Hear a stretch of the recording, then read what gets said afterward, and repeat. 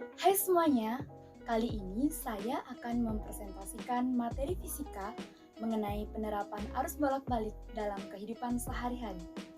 Nah, yuk simak baik-baik penjelasannya. Penerapan arus bolak-balik dalam kehidupan sehari-hari. Nah, sebelumnya, apa sih arus bolak-balik itu?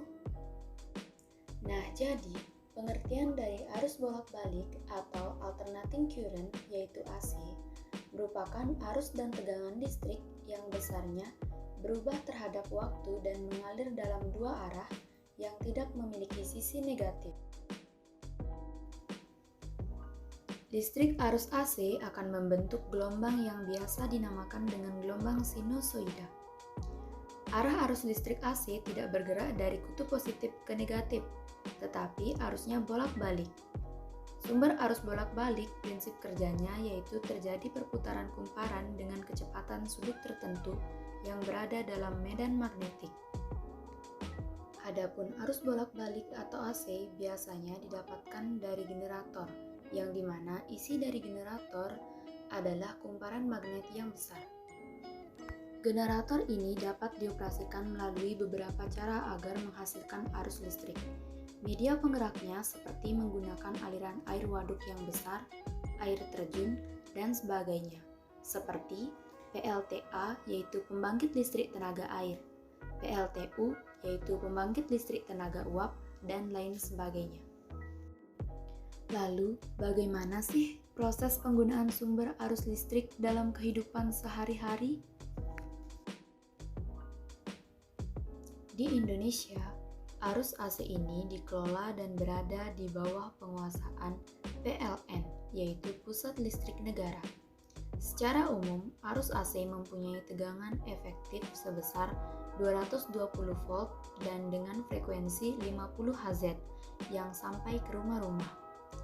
Tegangan efektif adalah besaran tegangan arus listrik bolak-balik yang memberi akibat sama dengan arus searah, khususnya dalam hal energi dan daya listrik, yang dimana jika tegangan listrik mengalami penurunan, maka daya yang terjadi juga mengalami penurunan.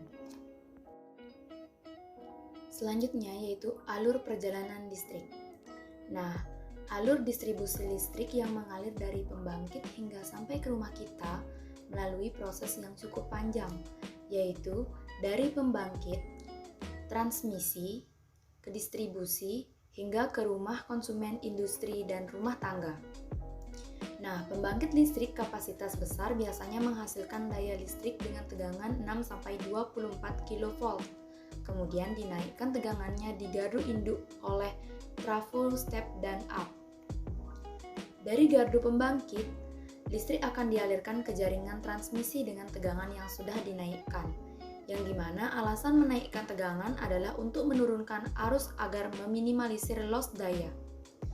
Nah, tegangan 150 kV ini akan masuk ke industri skala besar.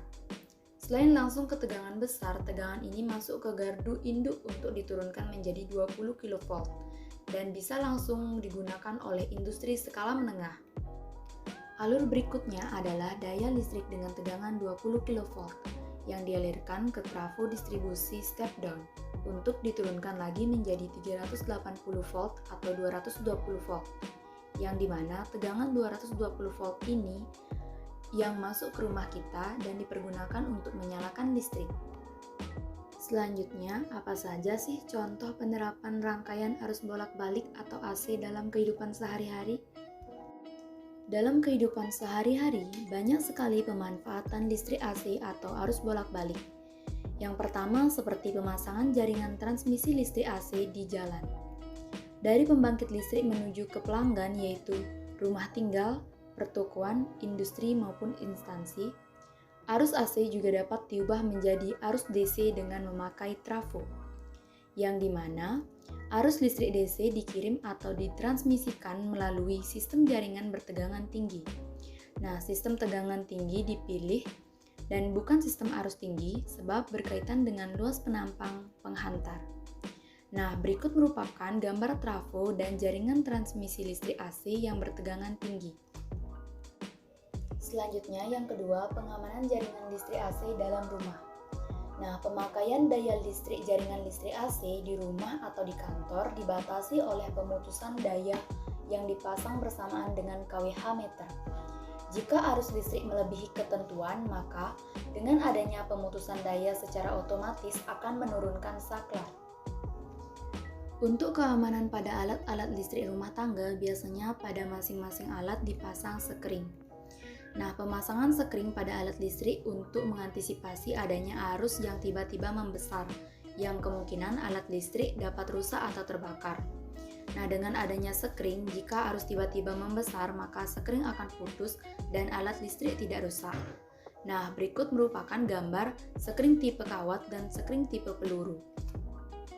Nah, selanjutnya yang terakhir, alat-alat rumah tangga. Nah, peralatan listrik rumah tangga yang menggunakan suplai listrik dari PLN yaitu arus AC, pada umumnya digunakan pada peralatan elektronik seperti kipas angin, kompor listrik, kulkas, setrika, TV, serta peralatan elektronik lainnya. Nah, jadi sekian presentasi yang dapat saya sampaikan mengenai penerapan arus bolak-balik dalam kehidupan sehari-hari. Apabila terdapat salah kata ataupun kesalahan, saya mohon maaf dan terima kasih. Bye-bye!